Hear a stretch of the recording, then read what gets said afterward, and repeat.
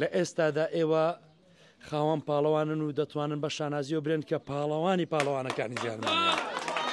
بۆ ناساندنی گەلی کورد وەرزش هیچی کەمتر نیە لە سیاست بۆی کە بزان ئێمەش خاوەن ئیرادە و پاڵەوانی خۆمانە. لە هەموو پاڵەوانێتیکە یەک کەس بۆی هەیە ئەمە وەرگێ ئەمەش ڕۆڵێک کورد بوو. ئەم کاتتان باش بیلەرانی پایتەخت میدیا لە قەزای خەباتین ئەوەی بینیتان پێشوازی گەرمی کە سوکاری ئازاد هەمزەیە دوای ئەوەی بووە پاڵەوانیەکان لە شاری سوید پێشوازیەکی گەرمی لێکرا لەلایەن کە سوکار و هاوڕێیەکانی. کاک ئازاد هەست چۆن ئەمڕۆ لە ناو خانەوادەکەت پێشوازیەکی گەرمی لێکرا و بووی بە پاڵەوانەکان. سڵای خوای گەورەتان لەبێ بەخێر بن ئینشەڵا. طبعاًەوەی بەدەستداتووە لە فەزلی خوای گەورەیە ئەلحەمدوللا و شوکرلا و دڵخۆشم کە ئەو ئەنجامە باشە سەرەتا بۆ هەموو کوردستان بەدەستداتووە پاشان لە بۆ خانەوادەکەم و پێشکەشی دەکەم بە هەموو تاکێکی کورد لەگە دێرێکی بچووک کە دەتوانم پێیان بڵێم لە ئێستادا ئێوە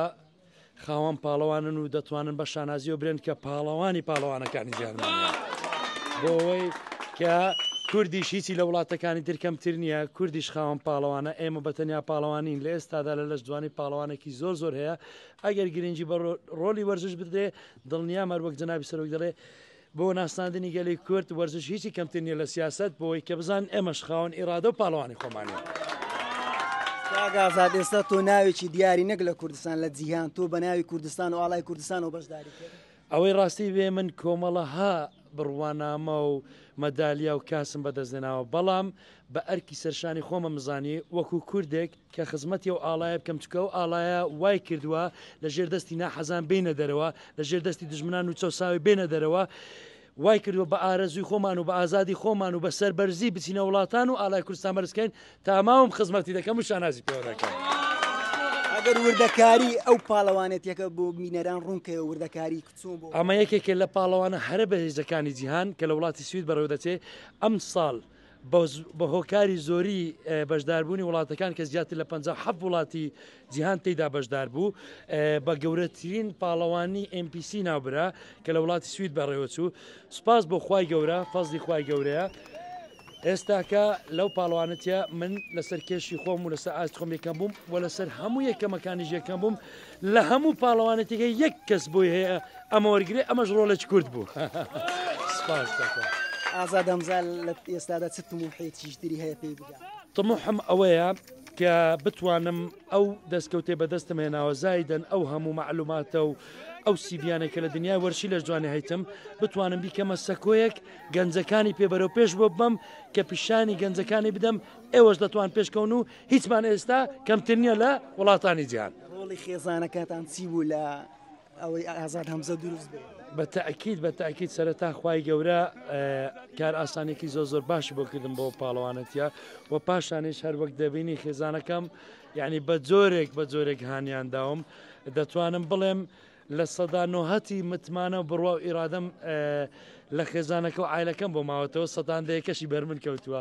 و دەتوانم بڵێم تاماوم ئینشاءڵڵا ئەوەی پێم بکرێت درێغی ناکەم لە پێناو ئەوەی بە بەردەوامی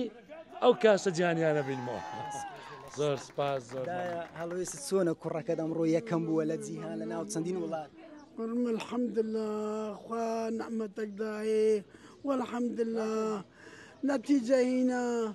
والحەمدلله ماندی بوونی بەلاش نەبوو و لۆ کوردستان هەموو بوو پاڵەوان بوو والحەمدلله خۆشە دڵمان بخوا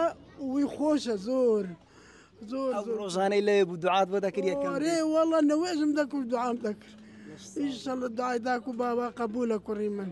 و مەمنون خوا لێتان ڕازی بێ زەحمەتان کەیشە گەلێک مەمنون. مامە ئەگەرە تو باسێکی ئازاد هەمزەمان لۆ بکەی سەرەتای بووم بە یاریزان چۆن بۆ خۆی حەزی لێ بوو؟ بە خودامانە پێم گو پێش قەدەرێکی گوتم منداڵ بوو کەیفی لەگەر یادە دو قۆتی گوتم جارێتی پێشیان دو قۆتی مەعجوناوێ تەماتە پرچ من تۆ کرد بۆەوە ئەمری 7 ساڵ بوو تقریبان بۆرێک لە ناوەندی کرد بوو شەو ڕۆژ گەمەی پێ دەکرد هەتا ئەلعان واز لە ریاضەی ناینا گەیشتە خەونەکە ئەمەش چ جاران دلێوی ئەومان نەکرد گۆمان لێگەرن مادەم مەرەقی ئەوە بەلا بلۆخۆ بچیە پێش و دێ خۆ ڕحمی کرد هەتا ئەلعان الحەمدلله وا دوسێ جارە نەتیجەی باش دینیەوە و سريما وكردستان وسريما بي بلندا إن شاء الله. الحمد لله هنقول جماعة كردستان سلامات بقلق نعمة شخابو أما الشور ودعالو هنقول له كردستان له من دالي خوي حمود داكنا کاکە ئازاد دەمانەوێت وێنەیەکی یادگاری لەگەڵ پایتەخت میدیا بگری بە عایلەوە ئەگەڵ هەستێتە پێ و لەگە داحازین وەرەدایە هەستە پێ بەڵێ بینەرانی پایتەخت میدیا ئەوەی بینیتان ئازاد هەمزەوە بوو پاڵەوانی جیهانی توانی لە نێوان زیاتر لە 57 وڵات یەکەم بەدەستبێنی و دڵخۆش بوو لەوانایان خانەوادە و هاوڕێیەکانی پێشوازیەکی گەرمی لێکرا.